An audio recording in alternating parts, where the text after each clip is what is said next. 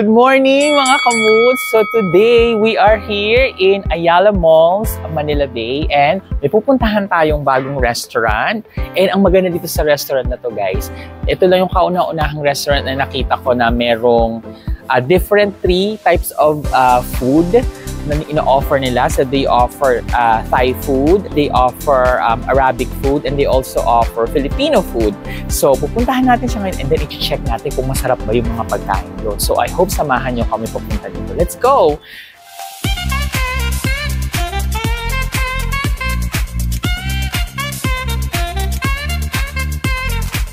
So dito tayo pupunta sa House of Thai. Yan. So ito yung entrance nila. So papasok tayo dito sa, ito actually guys yung alfresco area ng House of Thai. So kung gusto mo nang chill ka lang dito ka lang, okay lang naman. And then dito yung part where papasok tayo sa inside nila. And then dito naman yung air-conditioned area nila. So makikita mo ang ganda ng kanilang facade dito, no? Very Thailand, yung kanilang mga designs. Makikita mo simula dito at saka dito sa may side na to, no? Yan. Good day mga kamuds! So today, I would just like to give a disclaimer regarding the videos that I am uploading. So I would just like to reiterate that this is a personal lifestyle vlog. So all opinions expressed here are my own and has not been influenced by any means. And my reviews are based on my experience when I visited the place at that time. Now, it is very important that I would just like you to know, mga kamuds, that I am not a food critic, nor do I consider myself one. This is just a platform in order for me to be able to express and review my own personal dining experiences. May it be Have, Carry, or Wale. It's already going to be something that is based on my own preference. If you disagree or agree with me at any point in time or do not receive the same experience, I will not be responsible because everyone will have their own unique dining experiences. So also, I would just like to inform you guys that all the meals are paid for by me. However, if any of the meals or products are going to be sponsored, or for example, I am going to be invited as a guest, I will definitely disclose it at the end of each vlog. Okay? So let's continue with our vlog. Yeah, so magpa-place na tayo ng order and para makita natin kung ano yung mga recommendations nila. Kasi it's my first time to try here in House of Thai. So I was able to know na authentic Thai food dito kasi yung chef dito is came from Thailand. So nakausap ko yung magte-take order sa atin. Nagtatrabaho pala siya sa Thailand before. So they decided to create a business. Kaya pumunta sila dito. So tanong natin kung ano yung mga recommendations nila while we place an order. Yun. Okay, ate, mag-ano na kami dito. Sige. Yan, yung ano na lang. Sige, yung, eto kasing kasama ko, mahilig ko sa pad thai. Nung kumain kami sa Basil, gusto niya rin. Yung all meat deluxe na pad thai. Yung pad thai. Oo. Tapos isang yung som tam thai. Isang som tam thai. Tapos yung Thai fried rice nyo na all meat deluxe. Kahit yung regular na lang, okay na. Kahit wala na sa ano. Ano pa ngayon, Anad? Yung all meat deluxe, na na Thai fried rice. Thai fried rice. Kahit yung regular lang okay na yun. Tapos,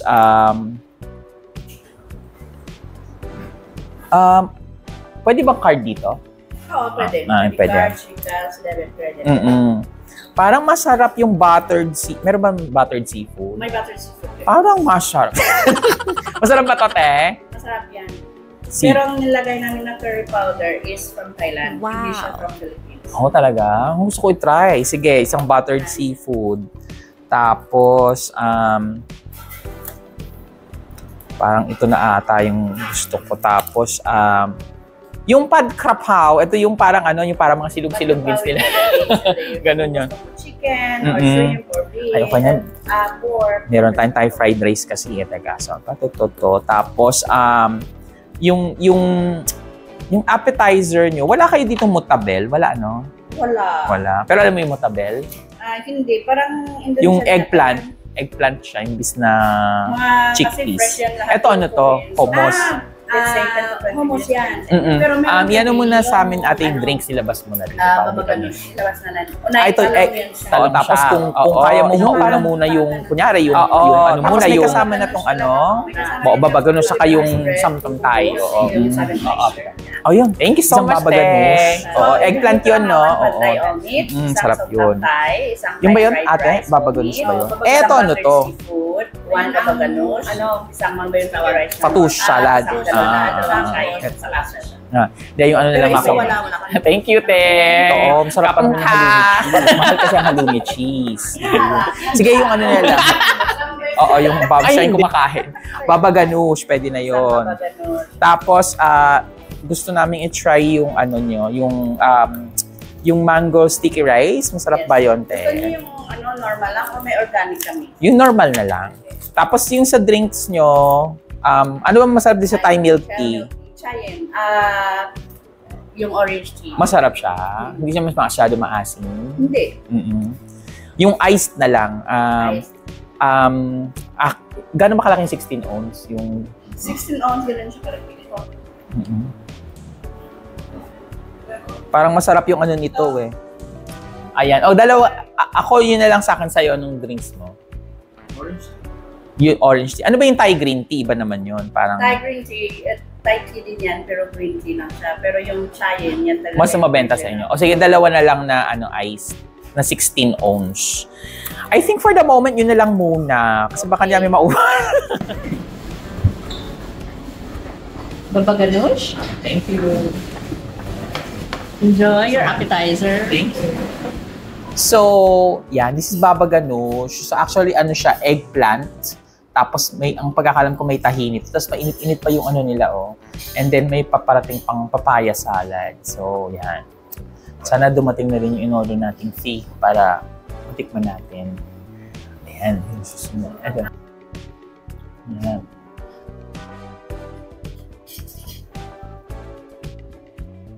Yan, thank you so much. Thank you. Enjoy. Yes. Okay. Yes. Ayan. So, ito mga kamuds, we are going to taste yung dalawang appetizers natin. Ayan, meron pa para. May ano ate? Yes. Yeah. Sige, papakan. Thai fried rice only deluxe. Okay, thank you. Yan. Ang kanilang fish sauce or patis lang technically pero galing pang Thailand, diba? So really, it's really very authentic even dun sa seasonings nila, no? So, we're gonna try first yung foods nila here. So, yan.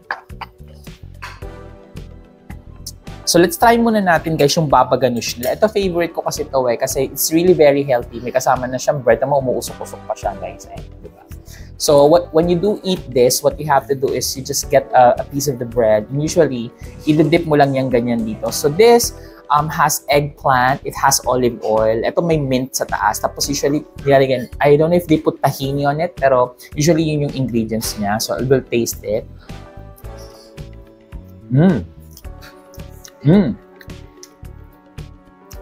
Ang sarap yung lasa niya kasi lasang-lasa mo yung roasted eggplant. So it's a good starter, actually. Maharap ka. And then, let's try yung kanilang papaya salad. So, yun to guys, very fresh, no? Kita niyo yung carrots, yung papaya, yung tomatoes, tas meron pang onions. So, makikita mo talaga siya. Very fresh ang lasa niya. Hindi ko lang kung may bagoong siya. So we'll taste it as well.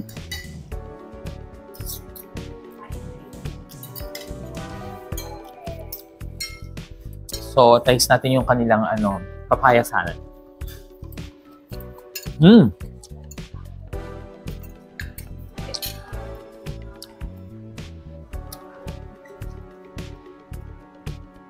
Alam mo yung usual Thai food na nandun yung sweet, spicy, salty, sour all combined. So, ito na-capture talaga nito yung ganung taste. Kasi usually ganun ang profile ng Thai food eh. Nagsasama-sama siya pero they don't overpower each other. So this is a good way to start your appetizers. So these are two good appetizers. Mamaya titikman natin tong all-meat Thai fried rice. Pero for the moment, masarap yung dalawang appetizer natin.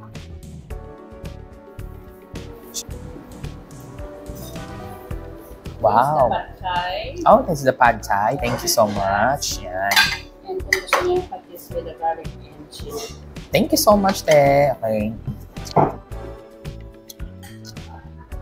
Ayan. This is the chayin for you. Thank you. And chakyao.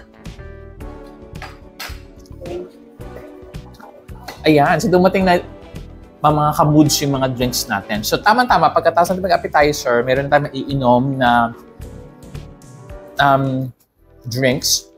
So, to try natin to. So, ito daw is orange iced tea. Chai. May pangalan nito, nakalimutan ko. Chayan, no? Let's taste natin.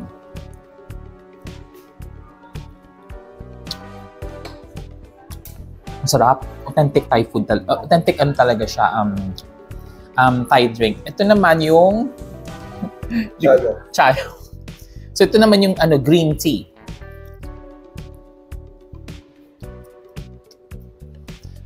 I prefer this one the better. So masarap to.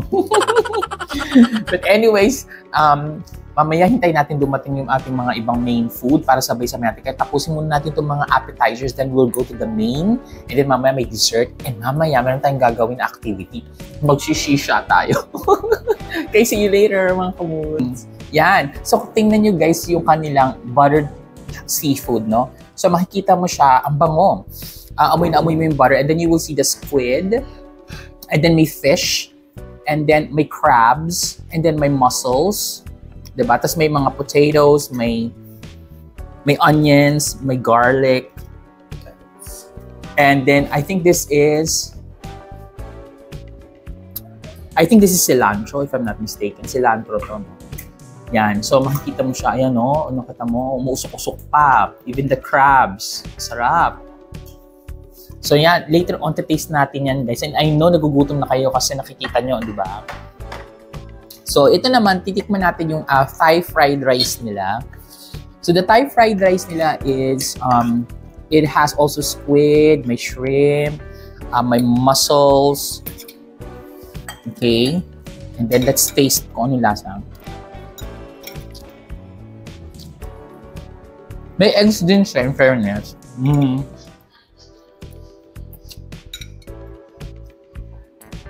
Sarap. And then let's see yung kanilang buttered seafood. So ito yung buttered seafood niya. Tikman natin kung ano yung lasa. I'm gonna get a scoop of it. Okay, tikman natin. Ito may fish, and then may squid, may carrots, and then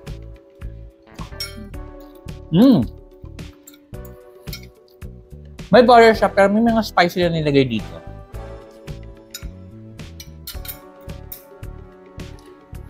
And definitely, fresh yung mga seafood na ginamit. Nakita niyo naman, buo pa yan. Kawawa naman yung alimasag, hindi na lumaki.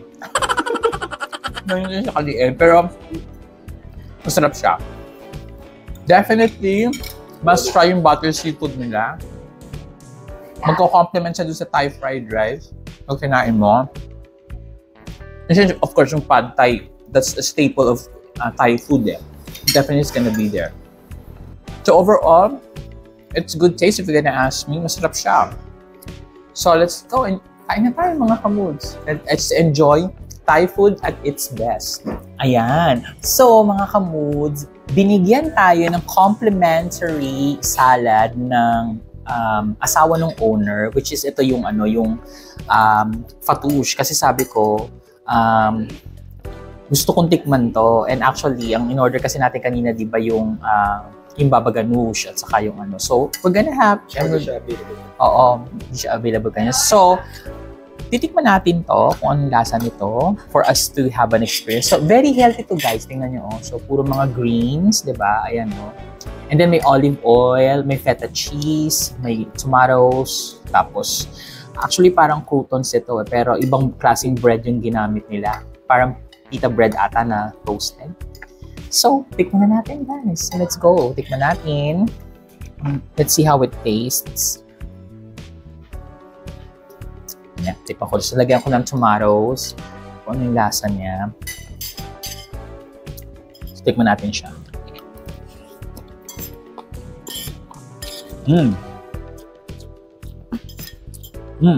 May cucumber din siya. So, ito guys, meron siyang lemon. Sasahan mo yung lemon eh. So, parang ito yung pinaka-dressing niya mismo. And it's really refreshing maano sa dila. Good way to start a meal as well. Kasi healthy siya. So, syempre, rich in fiber. So, I would definitely suggest you guys to try this as well. Kasi meron din siyang onions, may black pepper, meron din cucumbers. So, I think this is spring onion, if I'm not mistaken. So, good. Masarap siya, guys. Alright. So, papunta na tayo, guys, ang mga kamuds sa dessert. So, after we taste the fatouche, ito, titikman natin itong mango sticky rice. So, kita nyo naman, ang ganda ng presentation ng mango sticky rice natin dito, no? So, let's taste kung ano yung lasa niya. So, this is the coconut milk. Kung mapansin mo siya. So, pwede mo siyang i-pour like this, no? Yan. And then, makita mo yung pinaka-sticky rice. Yan, tingnan natin siya. Yan. And then, together with the mangoes. Yan, ang napaka-aesthetic ng pagkaka-place ng mango nila dito. Sarap. So, pwede namang dito mo na lang siya ilagay so that you can taste kung anong pagkakaiba ng lasa niya. So, let's say, tikman natin yung kanilang mango sticky rice. Yan. Tikman natin.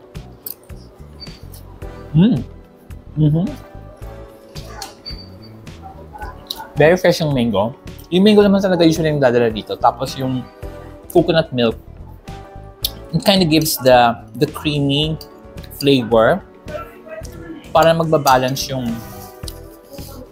lasa ng creamy and then the fruit, then plus yung rice. So, perfect combination siya. And I would say, this is recommendable. Masarap siya.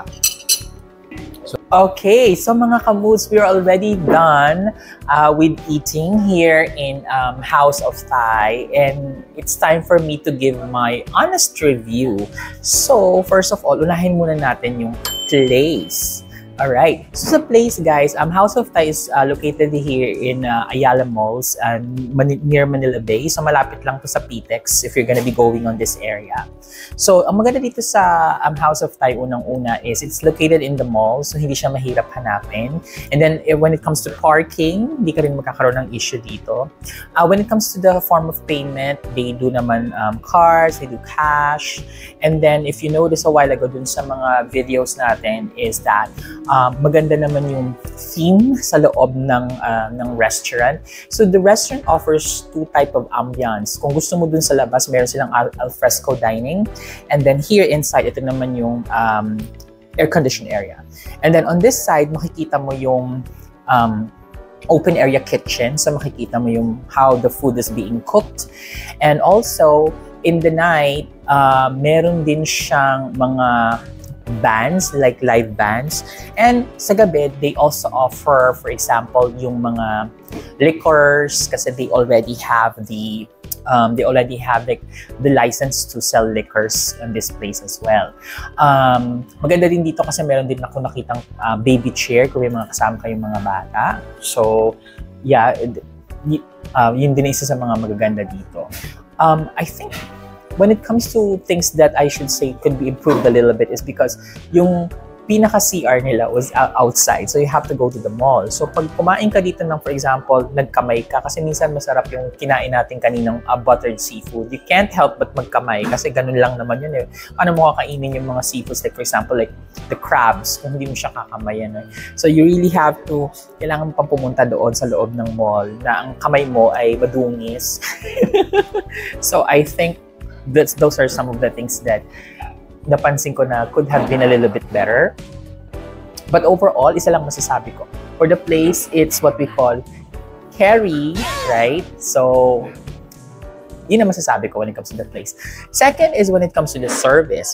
Well, with the service, wala akong masabi. I was able to talk to the manager. I was able to talk to the owner, even the wife of the owner. And actually, they even give us like a complimentary salad, which is the, I think, complimentary salad nila yan.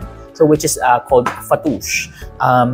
And they were able to talk to me and give me like a brief idea or history of the restaurant, what services they offer. So, ang maganda dito, guys, open sila sa feedback.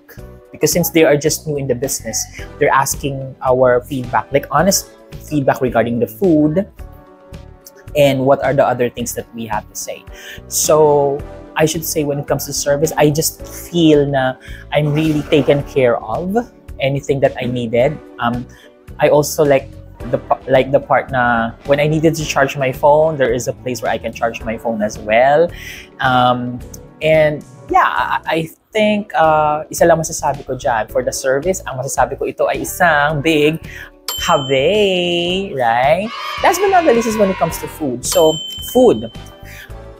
Let's go to the appetizer first. So, sa appetizers, we have the baba ganoush and the papaya salad, which is, oh my God, heavenly. Ang sarap. Good start for the meal until dumating na yung ating drinks, which is okay din naman. Yung isa is like the green tea, and then the other one is the orange tea, which is, for me, I prefer the orange tea better. And then until dumating na yung mga mains natin, we have the pad thai, we had the Thai fried rice, and we also had the buttered seafood. Ang pinakamasarap doon, if you're gonna ask me, is the buttered seafood. Kasi fresh naman yung mga ingredients na ginamit nila doon. And the buttered seafood, may kasama kasi siyang Thai curry. So, it's not the usual buttered seafood na ang malalasahan mo lang buttered. So, may kasama rin siya mga vegetables. And among the mains, yun ang pinaka nagustuhan ko. Thai fried rice is just okay. And then also the pad thai, napansin ko doon yung pinaka noodles nila is medyo may pagka-al dente, yung medyo pag kinain mo, it's kinda a little bit like, not rubbery, pero alam niyo yung al dente, yung medyo may texture. Siguro I just prefer my pad thai to be a little bit yung medyo malambot on the softer side. Masarap din yung yung etong mango sticky rice nila. So, it's also good. That's also something that I recommend. So, based on my experience here with the food, isa lang masasabi ng rating, and that is, carry naman siya. Okay? So, House of Thai, guys, meron din silang branch in Las Piñas. Ang tawag naman doon, House of Hummus. So, pwede ka magpa-deliver kasi Las Piñas sa area ako eh. So, at least alam ko na pwede pala, no? Kasi I might be looking forward to eating like yung baba ganoush. Nagsasalivate ako. Masarap talaga siya, guys. Believe me. Yun yung mga star of the menu. And the papaya salad and also the sticky rice with mango plus yung buttered seafood. So, all in all, good experience, and I would say that if you're gonna ask me at the end of the day, would I recommend House of Thai? Definitely, yes, I would recommend House of Thai because this restaurant not only provides you Thai cuisine. Kasi kung gusto mo ng Arabic food, meron sila. Kung gusto mo ng Filipino food, meron. So I think this is the first restaurant that yung ino-offer nila is like 3 cuisines. Diba? Usually kasi pag punta ka sa isang restaurant, Thai food lang, diba? So at least dito, may mga options ka na pwedeng matikman. So, all in all, yeah, House of Thai is a good experience. So, I should say na carry naman siya, no? So, did not really super exceed my expectations, but it's good enough for me, if you're gonna ask me. So, thank you mga Kamoods, for being part of my vlog for today. So I hope you also subscribe, click like, and share to your family and friends para at least my purpose here is you would also be able to experience yung mga iba-ibang restaurants. Kung hindi kayo makapunta dito, at least alam niyo na yung itsura, and you know, malay niyo magkita-kita tayo one time when I eat of one of the restaurants. No? So I hope you enjoy your day because as I said, food is life. Okay? Bye mga kamoods! Siyempre, House of Moods kasi nasa House of Thai. House of Moods. So don't forget to subscribe to my channel, okay? Bye! After we have eaten in House of Thai, alam nyo ba, yung may-ari, they gave us a complimentary access to one of their business that they own, which is the Zoom Box, which is also located here in Ayala Malls in Manila Bay. So, in Zoom Box, dalawa siya, no? So, may Zoom Box na yung laser maze, and also, we have the Zoom Box lava room. So, ang maganda dito ngayon, hindi lang basta tayo magre-review when it comes to the restaurant, iti-take advantage na rin natin na matry yung mga activities nila dito sa Zoombox Laser Maze and Zoombox Lava Room. So, umpisahan na lang natin dun sa Zoombox Laser Maze. So, tingnan nyo kung ano yung gagawin namin inside. And then, pagkatapos, we will try the Zoombox Lava Room. Okay? So, pasok tayo dito and you would be able to see ito yung loob ng Zoombox Laser Maze. So, mamaya, tingnan natin kung ano yung mga gagawin natin inside. So, para makita nyo rin kung how it looks like. So, technically, ganito yung itsura niya sa loob. Yan, ganyan siya. Yan. So, it's kinda dark. Pero mamaya, makikita natin yung mga lights pag nag-start na tayong mag-activities. Yan. So, this is how it looks like. Parang very Mission Impossible. Sana kayanin ko to, guys. This is the first time I'm gonna do this. So, tingnan natin kung makakaya namin. It's a teamwork. So, tingnan natin kung kakayanin natin. So, go! Aja! 1, 2, 3, go!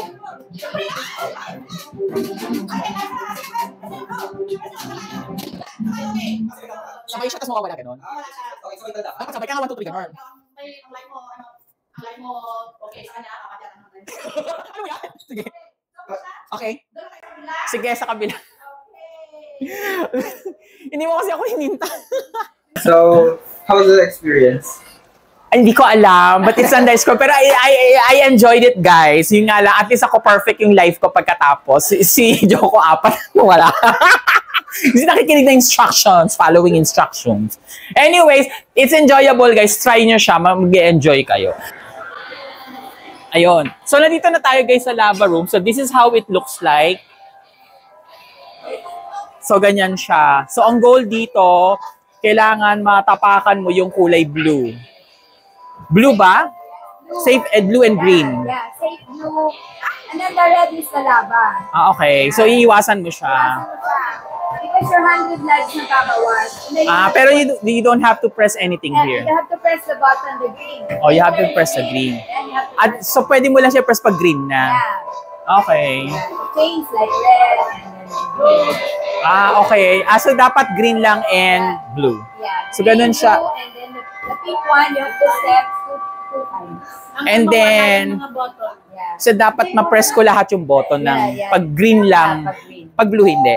Dapat green. Hindi. Okay. Pag red, hindi rin Pag pwede. red mo din. Okay. So that's how we're gonna do it. Wow! Parang kaya ko naman to. Parang feeling ko tatalon-talon ako all the time. So you're going to level 3. Kaya natin. Oo. Sige na. Okay, so mga kaboods, we're gonna try dito sa lava room itong other activities nila. So, watch us and I hope that you enjoy it. So, para next time, you can also go here and try the activities that we have here. Because I'm sure you will enjoy it.